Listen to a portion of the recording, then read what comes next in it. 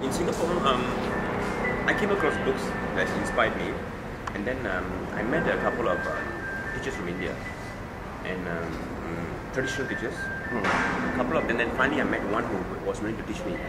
So I was schooled under him for 5 years, studying all the source texts. Yeah, I've come in a completely different way. I have not touched any of the source texts. I have not read anything about Avaita at all.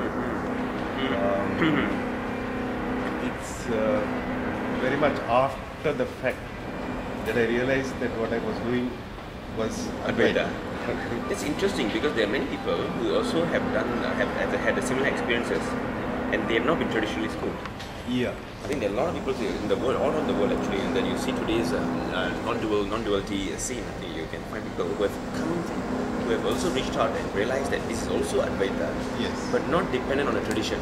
Correct. So that's also very interesting. I mean, I resonate with what you say. Because I come from a psychological and psychotherapeutic background, I then got interested in the technical aspects of this Advaita thing. What is it actually that we are talking about? And after a bit of work on it, I figured out that it's actually a kind of a shift in your perception. Yeah. From seeing the world as a collection of discrete objects to seeing the world as a kind of a process. Fine. So the next question was then, can this shift be consciously made? Or is it something that you're kind of born with, or it either happens or it doesn't happen? That's where we are at the moment. Because there's a lot of conflicting evidence. I mean, on the one hand, yes, there are people who go through training and who make this shift, fine. But then there are other people who spontaneously coming from nowhere, sometimes with absolutely no exposure to any kind of Eastern philosophies or Eastern thought or anything like that, who suddenly start saying exactly what we've been saying. Because you find that in all religious traditions, in even dualistic traditions. Yes. Even in dualistic traditions, is someone suddenly talking about non-duality. So that's very interesting. And I mean, I resonate with it because it is something that it's not in our hands. It just happens, to a certain extent, it just happens at a particular moment. And after which we are able to also influence others. Yeah, that's one way of thinking, that it happens. Then there's another way of thinking, especially the Buddhistic way of thinking, where you can, you're supposed to be able to train. Yes, definitely. Because I come from the training background. As well, yes. So we've been looking at the training thing as well. Easily for 15 years I've been looking at this whole training question, working with various techniques and technologies. But I must say I'm disappointed. Disappointed, yes. Because dualistic inclinations are far more stronger than non-dualistic inclinations. I mean, that's one of the recorded facts. That is possibly one of the reasons. Because I've been teaching this. Yeah. I teach this actually. Yeah. Back in Singapore, so I teach this quite regularly every week. I teach people on this Advaita. So I've been doing this for almost 10 years.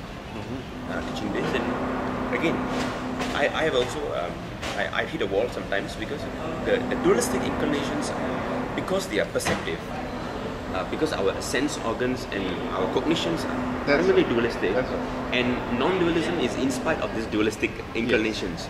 So the dualistic inclination, because they're more tangible, it tends to draw you closer to it, and we get stuck. And we only train in dualistic. All education system today, training it takes place in dualistic. Even our culture is geared to fix you in dualistic. Correct. So it doesn't help. It goes against the grain of non-dualism. So that's why a prolonged exposure and a prolonged immersion in non-dualism helps a person to stay afloat. So that's my own observation as I've been teaching. And wherever I go, I plant the seed. This potential of maybe it may sprout in a distant time, but at least we plant the seed. Because it's a saving grace. I mean, really, it's a saving grace of humanity. Non-dualism, because you transcend body, sense, mind, and you see that at a particular point there is a certain resolution.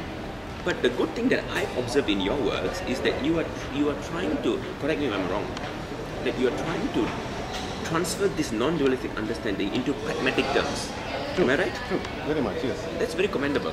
I mean, I appreciate that a lot, because as I was reading, I realized that that's one of your efforts. And that's very good, because that means that there is a room for harmony, room for peace, room for, I would say, less conflicts, not no conflicts, but less conflicts. So that's very commendable. I was very happy to read it, and that was my finding. That was nice.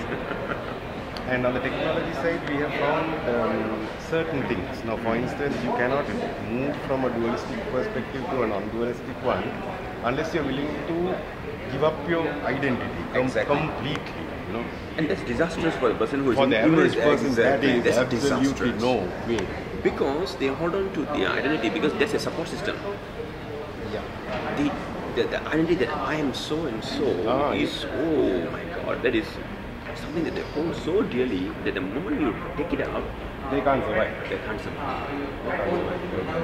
It's very difficult because I've seen that people get shaken when being taught. So in fact, I have to even change the way I teach it. Sometimes you can't talk about it directly because then they get panicked and they run. Exactly.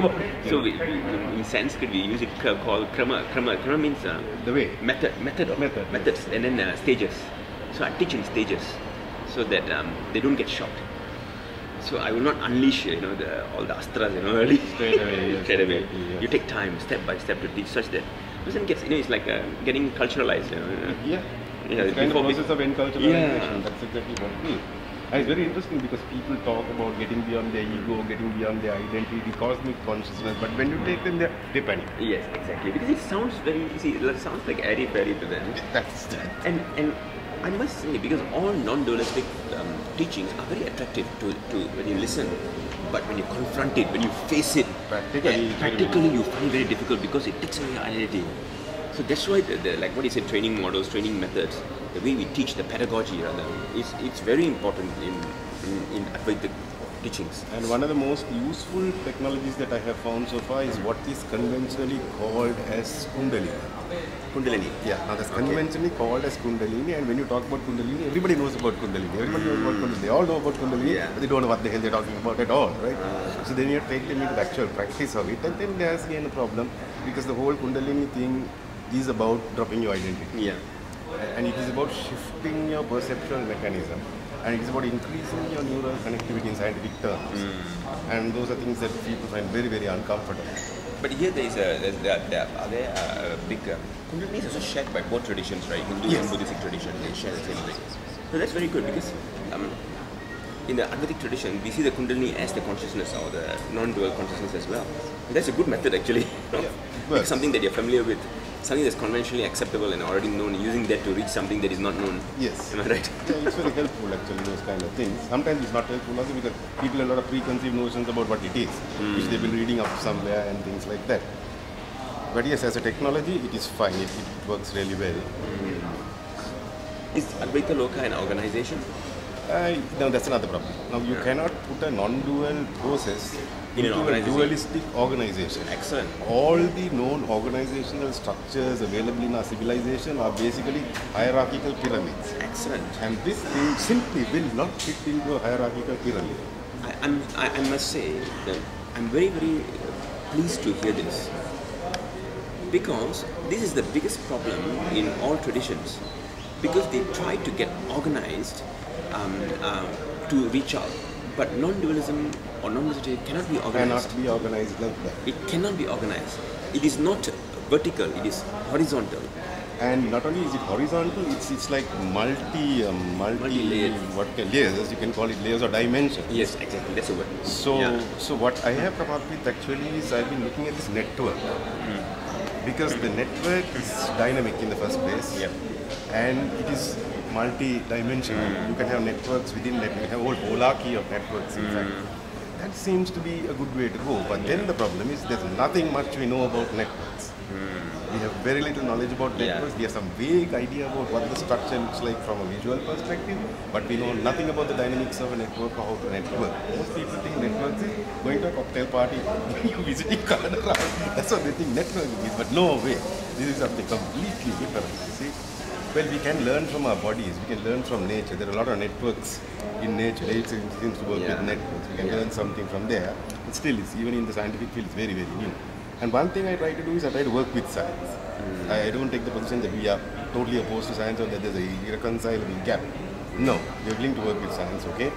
So we are looking for an fMRI scanner, in fact, to see whether we can map the non-dual perspective. Because the non-dual perspective must have an impact on our brain. If you're experiencing something, there's got to be a chemical impact. It's got to show. If a thing, it is represented chemically in your brain. Well, in that case, this should have a completely different chemical configuration, which should be very interesting. So we are setting up this foundation for civilizational transformation and conscious evolution, under which we want to get down an fMRI scan and several other things we want to get done. We want that organizational structure, which is going to be completely separate from the work that we do. It's purely research-based organization, which we will use to relate to governments, to the United Nations and things like that. Because I brought this actually for you guys. Oh, excellent. This will actually tell you something about what work we are doing. It's actually music, it's nothing big. And we think that we have actually stumbled upon a kind of an evolutionary process where the human consciousness is shifting very, very slowly from a dualistic perspective to a non-dualistic one. Because dualism is fine for conventional development. Excellent. Yeah. Right. But it is not at all very good if you're trying to look at the entire context of what is happening at a cosmic level and how you participate in what is happening.